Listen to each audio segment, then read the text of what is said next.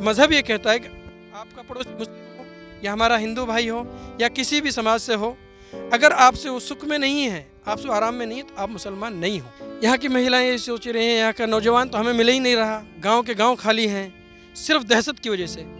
मुसलमान अपने घरों को छोड़ रहे हैं, बाजार खाली है। मुसलमान क्यों पलायन कर रहे हैं कि उन्हें चिन्हित कर पकड़ा जा रहा है? चिन्हित कर पकड़ा जा रहा है, रेड डाली जा रही हैं जगह जगह। नहीं, देखो, प्रशासन को अपना काम करना चाहिए, लोग जो दोषी हैं उनको पकड़ना चाहिए, उनको सजा देनी चाहिए, लेकिन इसका मतलब ये नहीं है कि आप किसी को भी जी चाहे जिस जहाँ से जैसे उठा लो। तो इस समय जो है मैं नल्हड़ में मौजूद हूँ और नल्हड़ में आप देखिएगा इधर जो है ये पहाड़ी है और पहाड़ी के इधर मैं देख रही हूँ कि जैसे आप आम तौर पर किसी भी गांव के घर देखते हैं कि वो एक ही लाइन में कतार में 20-20 30-30 घर होते हैं, इस तरह के घर मुझे यहाँ पर नज़र नहीं आ रहे हैं। यहाँ ये चलते चलते मुझे कुछ ताई मिली है, इनसे भी बात करेंगे, भाई मिले हैं, इनसे भी बातचीत करेंगे। भाई, आपका नाम क्या है? मेरा नाम मुबशिर है। यहाँ की जो परिस्थिति है वो मैंने देखी, मैं कई गांव में गई, मैंने वहाँ पे बात की, वहाँ मैंने देखा कि कुछ अगर हिंदू समुदाय के लोग हैं तो वहाँ पर मुझे मुस्लिम समुदाय के लोग भी मिले, कईयों ने मुझे लस्सी दी, किसी ने नाम नहीं पूछा मेरा। मुस्लिमों ने बताया कि वो हिंदुओं के साथ हमेशा दीपावली मनाते रहे हैं, होली मनाते रहे, उनके बीच में इस तरीके का माहौल कभी नहीं बना। गाँव में वही व्यवस्था है, तो अभी क्या माहौल है यहाँ का? यहाँ का मैम अभी भी यही माहौल है। अभी भी इस मामले को होने के बावजूद भी मैं गांव से रहता हूँ, मैं गांव में ही रहता हूँ, वहाँ भी आज भी हम इसी तरह उठ रहे हैं, बैठ रहे हैं, साथ खा रहे हैं, पी रहे हैं। आपस में हमारे मिजाज में नहीं है, हमारे दिलो दिमाग में ये चीज़ पैदा ही नहीं होती कि हम एक दूसरे के ख़िलाफ़ हों, क्योंकि समाज हम सबसे मिलकर बना है। हम उनके सहयोगी हैं, वो हमारे सहयोगी हैं। कोई भी काम हम उनके बगैर नहीं कर सकते, वो हमारे बगैर नहीं कर सकते। और यहाँ की सी भाईचारा, यहाँ की सी मिसाल दुनिया में हमें नज़र नहीं आती कि यहाँ का सब भाईचारा होगा।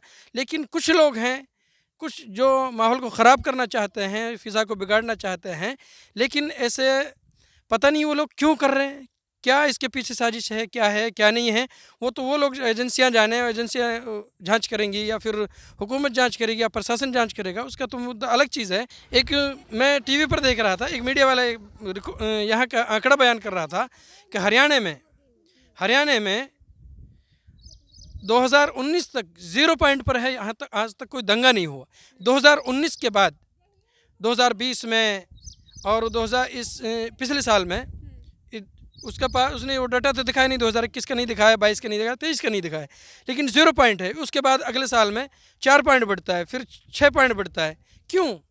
आप हमें ये तो बतला दें कि कौन मुसलमान है जो आपको खुलकर सामने मुकाबला कर रहा हो।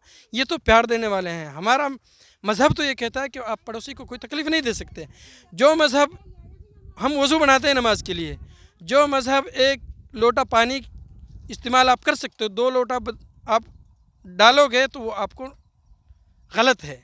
उसको पानी को गलत बताना भी गलत बतलाता है। फालतू पानी डालना या फिर दूसरी चीज़ें, मिसाल के तौर पर आप पड़ोसी हैं, मेरा मज़हब ये कहता है कि आपका पड़ोसी मुस्लिम हो या हमारा हिंदू भाई हो या किसी भी समाज से हो, अगर आपसे वो सुख में नहीं है, आपसे आराम में नहीं है, तो आप मुसलमान नहीं हो। मुसलमान तो है जिसका पड़ोसी, जिसका भाईचारा, जिसका इलाका खुद प्यार से रहते हैं, प्यार बांटते हैं, प्यार ही ये हमारा मज़हब सिखाता है, नफ़रत नहीं सिखाता।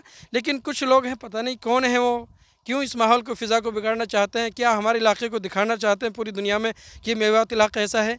ये तो वो चमन है, वो जगह है जहाँ आज तक ये चीज़ पैदा ही नहीं हुई। आपने सुना होगा 84 में जो दंगा हुआ, हम तो उस वक्त में हमारी पैदाइश नहीं है, लेकिन हमने अपने बूढ़ों से सुना, अपने बुज़ुर्गों से सुना है क्या हालात हुए थे। मुसलमानों ने तो हर ज़माने में हर कास्ट की और हर आदमी की हिफाजत की है। अपने घरों में उनको आराम देते हैं, जगह देते हैं, खाना देते हैं, पीना देते हैं। और हमारे बूढ़े बड़े, अब से पहले जो हुआ वो ये होता था, वो कभी किसी से नहीं पूछते कि आप किस कास्ट से हो, किससे नहीं हो, किससे नहीं। हम तो ये देखते कि इंसान है, एक इंसान की हमदर्दी की खातिर एक इंसान सब कुछ कर सकता है, क्योंकि इंसान की जान असल है, बाकी कोई चीज़ असल नहीं है, पहले इंसानियत है। तो यहाँ इस जो ये हिंसा हुई है उसके बाद गांव देहात का क्या माहौल देख रहे हैं आप? क्या यहाँ के नौजवान सोच रहे हैं, क्या यहाँ की महिलाएं सोच रही हैं? यहाँ की महिलाएं ये सोच रही हैं, यहाँ का नौजवान तो हमें मिल ही नहीं रहा, गांव के गांव खाली हैं, सिर्फ दहशत की वजह से। मुसलमान अपने घरों को छोड़ रहे हैं, बाज़ार खाली है। मैं कल मीडिया पर देख रहा था, गुड़गांव के एक न्यूज़ चैनल दिखा रहा था कि ताले पड़े हुए घरों पर। कौन के भाई, आप ये तो बताओ वो है कौन के? वो सिर्फ मुसलमानों के हैं। मुसलमान अमन चाहता है, बदअमनी नहीं चाहता। अब हम नहीं चाहते कि वो, पता नहीं उन लोगों ने कैसे कर दिया क्या। तो मुसलमान क्यों पलायन कर रहे हैं कि उन्हें चिन्हित कर पकड़ा जा रहा है? चिन्हित कर पकड़ा जा रहा है, रेड डाली जा रही हैं जगह जगह। नहीं, देखो प्रशासन को अपना काम करना चाहिए, लोग जो दोषी हैं उनको पकड़ना चाहिए, उनको सज़ा देनी चाहिए, लेकिन इसका मतलब ये नहीं है कि आप किसी को भी जी चाहे जिस जहाँ से जैसे उठा लो। अमन अमान के साथ जो कानून, संविधान असल है, संविधान के तहत जो कानून बनता है, जो कानून हमें बतलाता है, उसके तहत काम कीजिए। एक तरफा कार्रवाई ये ठीक नहीं है, हमें भी ये ठीक नहीं लगती, किसी को भी ठीक नहीं लगती। कार्रवाई, अगर हम दोषी हैं तो हमें पकड़ा जाए, और अगर कोई और दोषी है तो उसको पकड़ा जाए, उसको गिरफ्तार किया जाए। कोई भी मुजरिम है उसको सज़ा मिलनी चाहिए, क्योंकि जिसने गलत किया उसने गलत किया है। गलत गलत होता है, सही सही होता है। तो यहाँ पर मैं देख रही थी कि महिलाएं चारा लेकर आ रही थी, महिलाएं ये भी बता रही थी कि उनके जो पुरुष हैं वो दूसरे गांव में जा रहे सुरक्षा के तौर पे। तो इस तरीके की जो परिस्थिति है, इसको सामान्य होने में आपको लगता है कि बहुत ज़्यादा समय लगेगा? मेरा मानना तो मैम ये है, क्योंकि हम यहाँ पैदा हुए हैं, ये हमारा इलाका है, हमें ऐसा लगता ही नहीं कि यहाँ ऐसा कुछ होगा, नहीं लगता। क्योंकि आज भी हम ये चाहते हैं कि हम सुकून से रहें, अमन से रहें, और बहुत जल्दी ये जो माहौल बना हुआ है ये ख़त्म हो जाए और भाईचारा बराबर रहे। क्योंकि हम उनके बगैर नहीं जी सकते, वो हमारे बगैर नहीं जी सकते। उनके कारोबार के लिए हमें ज़रूरत है, और हमें हमारे कारोबार के लिए उनकी ज़रूरत है।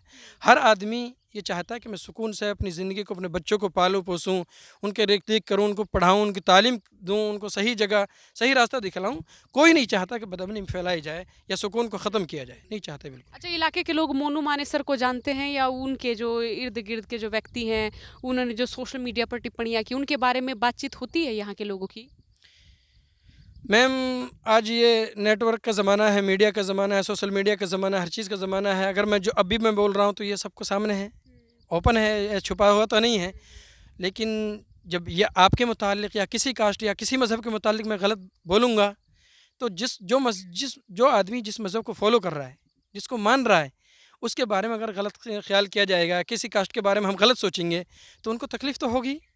तो विरोध है इस बात का भी, इसका तो विरोध और पहले से ही है। पुलिस पकड़ भी नहीं रही है उसे। उसे पुलिस पकड़ भी नहीं रही है। जो जुनैद और नासिर के हत्यारे बतलाए जाते हैं, और एक हुसैनपुर का लड़का जो तावड़ी साइड में खोरी कला में जो हुआ है, उनका भी उसी में हाथ उसका बतलाया जाता है।